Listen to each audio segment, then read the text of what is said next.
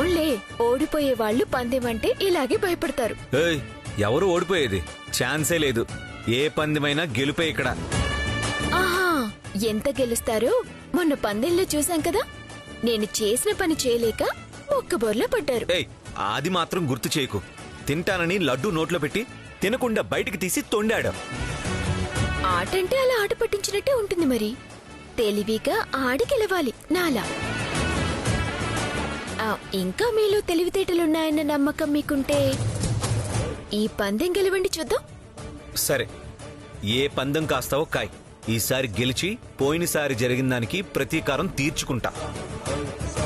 సరే అయితే, మీరు నన్ను ముట్టుకోకుండా ముద్దు పెట్టుకోగలరా?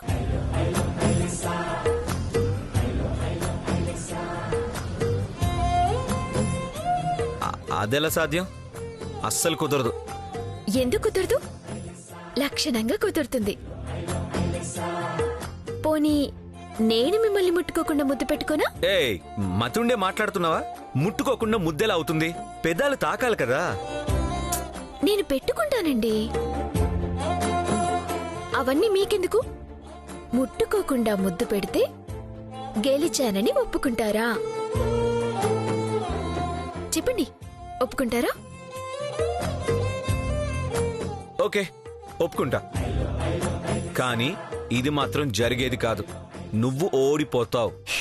సరే సరే సరే, నేను ఓడిపోతానని మీరు అంటున్నారు కదా, అది చూద్దాం. ఇక్కడే కదలకుండా నుంచండి, ఆట మొదలు పెడదాం.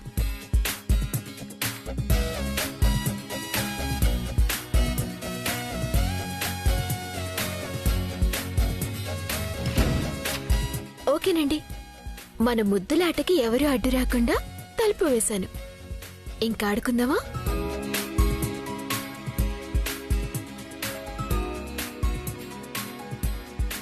One, two, three.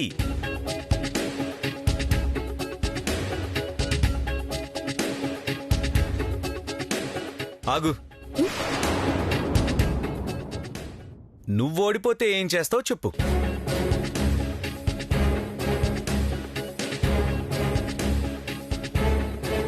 ఏం చేస్తానా?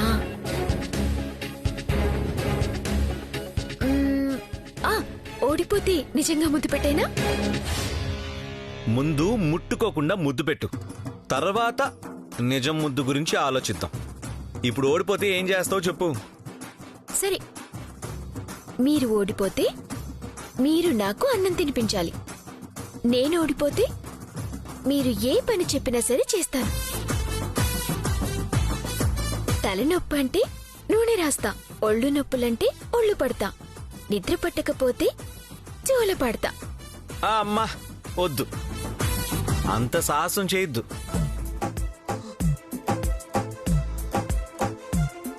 ఏ పని చెప్పినా చేస్తా అన్నావు కదా, అది చాలు. ఆ ఒక్కటి చాలు. సరే, ఇప్పుడు రావచ్చా? ముట్టుకోకుండా ముద్దు పెట్టాలి, గుర్తుంది కదా? చాలా గుర్తుంది.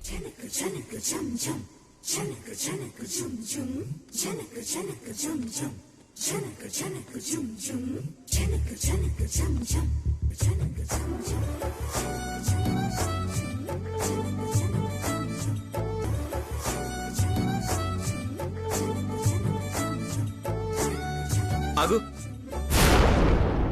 మళ్ళీ ఏమైందండి? ఇందులో మోసమే లేదు కదా. అద్దంలో నా ప్రతిబింబానికి ముద్దు పెట్టడం, నీళ్లలో నా నీడకి ముద్దు పెట్టడం, అలాంటివి. అప్పుడు నీళ్లకి అద్దానికి ముద్దు పెట్టినట్టు అవుతుంది, కానీ మీకు ముద్దు పెట్టినట్టు ఎలా అవుతుందండి? మీకే ముద్దు పెడతా, అది కూడా ముట్టుకోకుండా పెడతా. మీరు కదలకుండా నుంచోండి చాలు, అంతే.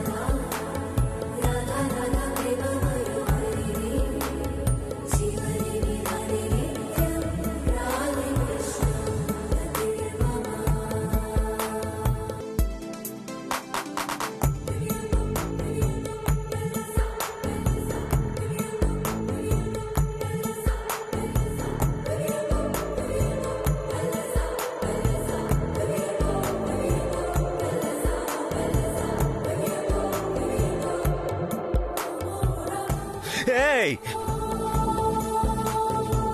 నువ్వు ఓడిపోయావు. ఓడిపోయావు. మళ్ళీ తొండి. ముట్టుకోకుండా ముద్దు పెడతానన్నావు, ముట్టుకోనేంటి పట్టుకొని ముద్దు పెట్టేశావు. నువ్వు ఓడిపోయావు. అవును, ఓడిపోయాను. ఇప్పుడు మీరేం చెప్పినా చేస్తాను. చెప్పండి, ఏం చేయాలో? ఇంకో ముద్దివ్వనా? ఇంత సులువుగా ఓడిపోయావేంటి? ఏదో ఉంది. మిమ్మల్ని ముద్దు పెట్టుకోవడానికి మించి పెద్ద కలిపి ఏముంటుంది? ఇలా రోజుకు ఎన్నిసార్లైనా ఓడిపోతూ గెలుస్తా. మీరు సరేనంటే చెప్పండి, ముద్దివ్వనా? ఇవ్వనా? చెప్పండి. ఏయ్, ఏయ్, ఏయ్, ఏయ్, నిన్ను. వైదేహి, ఆగు, ఆగు. అరే ఆగు, వైదేహి, ఆగు. నన్ను చీట్ చేస్తావా? ఆగు.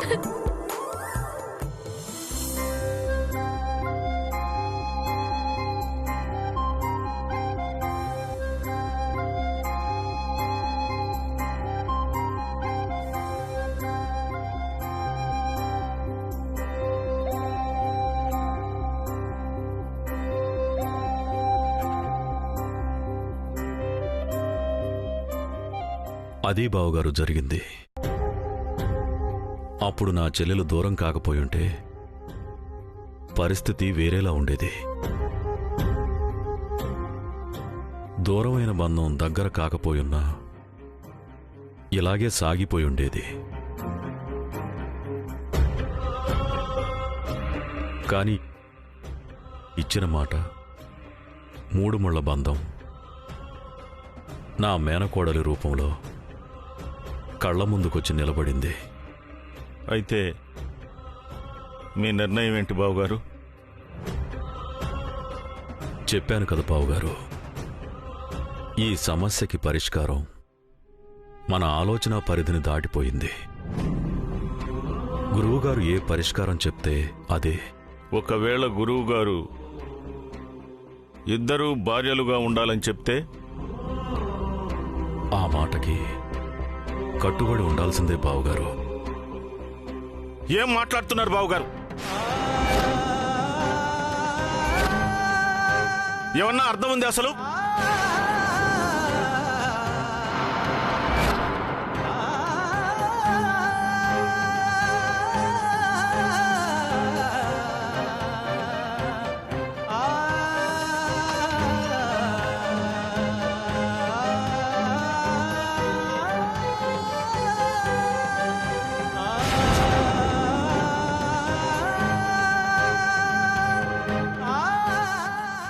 ఇప్పుడొచ్చారేంటి? ఎందుకు ఇలా కేకలేస్తున్నారు? బావుగారు, ఆవేశపడకండి, నేను చెప్పేది వినండి. ఇంకా ఏం చెప్తారు? ఇందాకటి నుంచి చెప్తూనే ఉన్నారుగా.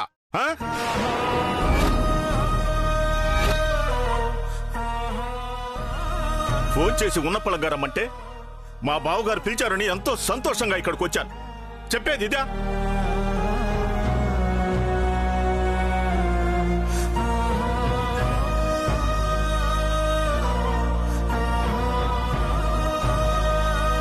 నా కూతురికి సవితం తెస్తానని చెప్పడానికి మీకు మనసు ఎలా వచ్చింది? ఎలా వస్తుంది? మీరు తప్పు చేస్తున్నారు బావగారు, తప్పు చేస్తున్నారు. నాన్న,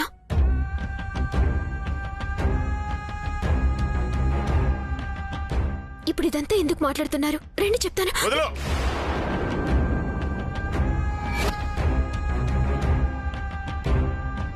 ఇంకొక మాట మాట్లాడితే మర్యాద ఉండదు.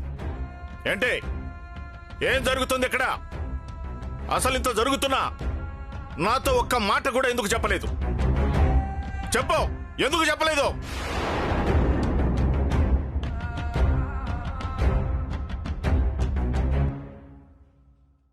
నాన్న, ఇక్కడ ఏ సమస్య లేదు. ఎందుకు మీరు అనవసరంగా కంగారు పడుతున్నారు? ఏంటి? నేను కంగారు పడుతున్నానా? ఎంత జరుగుతుంటే ఏ సమస్య లేదంటావేంటి? ఏం చెప్తున్నారో అర్థమవుతుందా? గురువుగారు వచ్చి మా అబ్బాయికి 2 భార్యలంటే 2 భార్యలుగానే ఉండాలట. అసలు నీకు భార్యగా ఉండే హక్కే లేదంటే వదిలి వచ్చేయాల్సిందే. వచ్చేస్తావా? చెప్పు, వచ్చేస్తావా?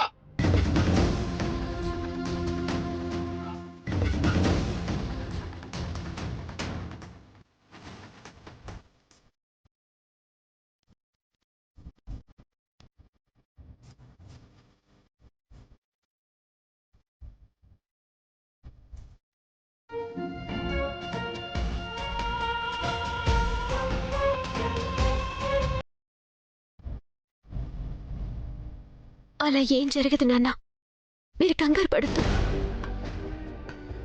గురుగారు ఏం చెప్తే అది పాటించాలంటున్నారు కదమ్మా. ఇంకా జరగదంటావేంటి?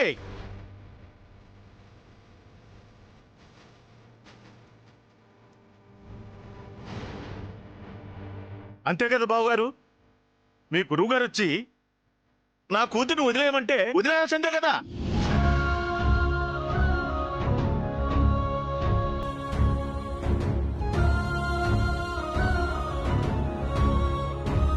నా కూతురు పెళ్లి చేసుకుని కూడా కొన్నాళ్లు భర్తకు దూరంగా ఉండి నరకం చూసింది బావగారు.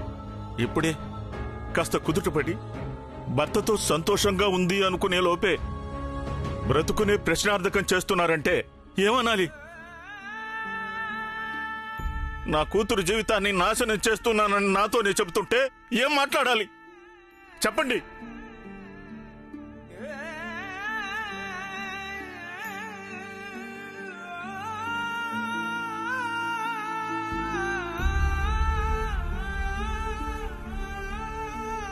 ఇది దారుణం, ఎక్కడా లేని ఘోరం.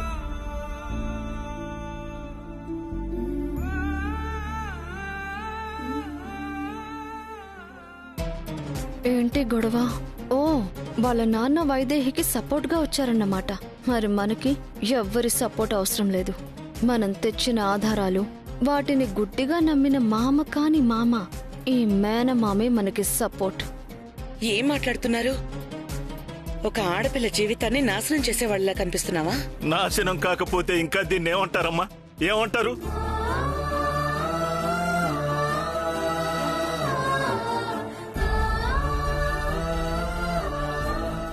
అన్నయ్య, మీకు గతమేంటో చెప్పాం కదా. అర్థం చేసుకోకుండా ఇలా మాట్లాడితే ఎలా? అప్పుడు ఆయన ఇచ్చిన మాట, జరిగిన పెళ్లి ఏది కాదనగలం? ఏది కాదనలేమమ్మా. బావగారు తన చెల్లెలికి మాటిచ్చారు, సంతోషం. చిన్నప్పుడే పెళ్లి కూడా జరిగిపోయింది, చాలా సంతోషం. కానీ ఆ విషయం ఇప్పుడు చెప్తున్నారు చూడండి, అది మాత్రం సంతోషం కాదు, సంతోషం కాదు.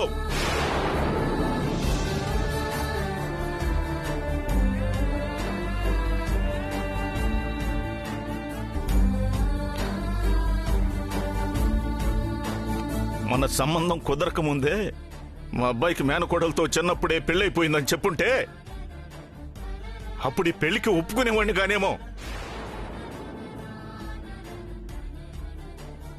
అదంతా అప్పుడు దాచి ఇప్పుడు నా మేనకోడలు వచ్చింది, తనకు నా కొడుక్కి భారీగా ఉండే హక్కు ఉందంటుంటే నా కూతురు పరిస్థితి ఏంటమ్మా? నాన్న, మీ కూతురికి ఏమీ కాదు. నా మాట నమ్మండి నాన్న. వద్దమ్మా, ఎవరి కోసం ఆలోచిస్తూ మళ్ళీ నీ జీవితాన్ని చిక్కుల్లో పెట్టుకోవద్దు. నీ తండ్రి ఆస్తి అంతస్తులు లేనివాడి కావచ్చు, కానీ బిడ్డ జీవితం పాడవుతుంటే చూస్తూ మౌనంగా ఉండిపోయే మూగవాణ్ణి మాత్రం కాదు.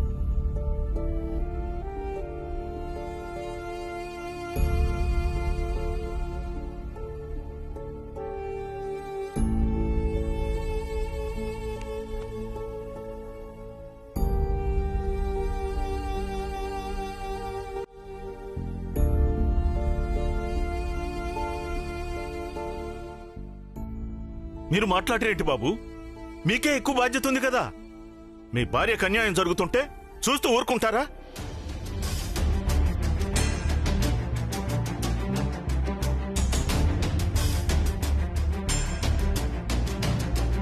సరిపోయింది బాబాయ్ గారు. పోయి మీ అల్లుడు గారిని అడుగుతున్నారా?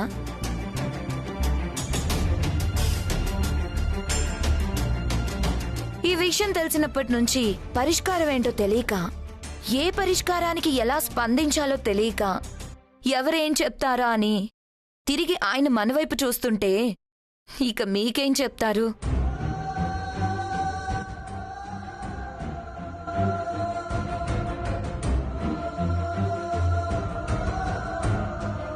అయినా మీ బాధకి అర్థముంది బాబాయ్ గారు.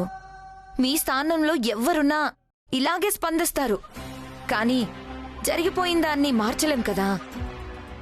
దాన్నేం చేయమంటారు? అదంతా నేను ఆలోచించట్లేదమ్మా. నాకు మీ గతం కన్నా నా కూతురు భవిష్యత్తే ముఖ్యం.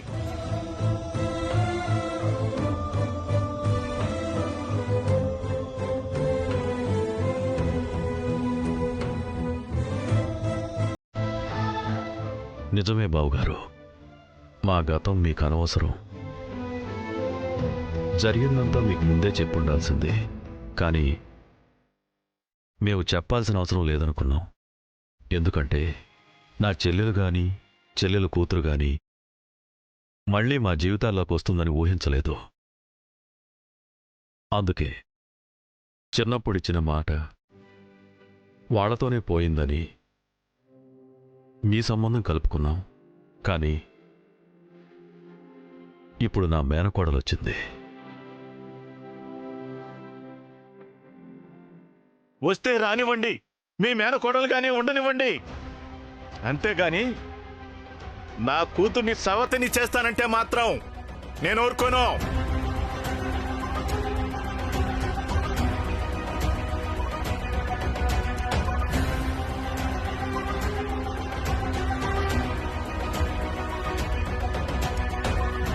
మీ చిన్న కోడలిగా నా కూతురు మాత్రమే ఉండాలి. ఆ చోటును పంచుకునే హక్కు గాని లాక్కునే అధికారం గాని ఇంకెవ్వరికీ లేదు.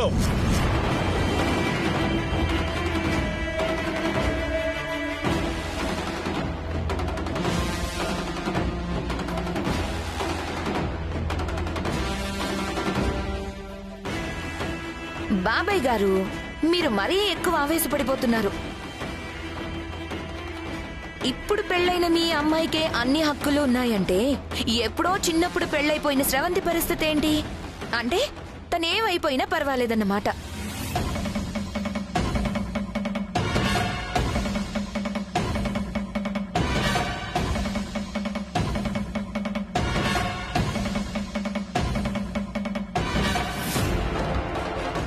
ఏం మాట్లాడుతున్నావమ్మా? అది ఎప్పుడో చిన్నప్పుడు జరిగిన పెళ్లి, బొమ్మల పెళ్లి. దాన్ని తీసుకొచ్చి నా కూతురు జీవితంతో ముడిపెడతారా?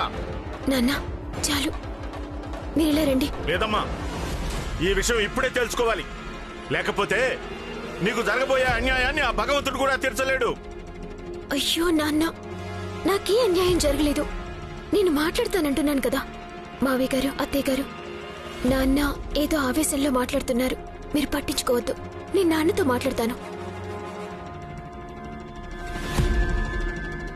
నేను ఆవేశంలో మాట్లాడుతున్నానా?